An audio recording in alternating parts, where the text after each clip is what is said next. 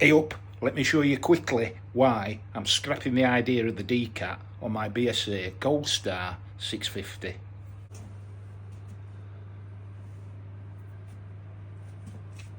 As you can see, not compatible with the BSA OEM engine dresser bars. Contact there, and out of line there and there. So that's the basic problem. It's the Hitchcock's Decat pipe, so it's a no-go, incompatible, and so I'll be refitting the Decat soon. So join me soon on YouTube when I attempt to put everything back where it should be.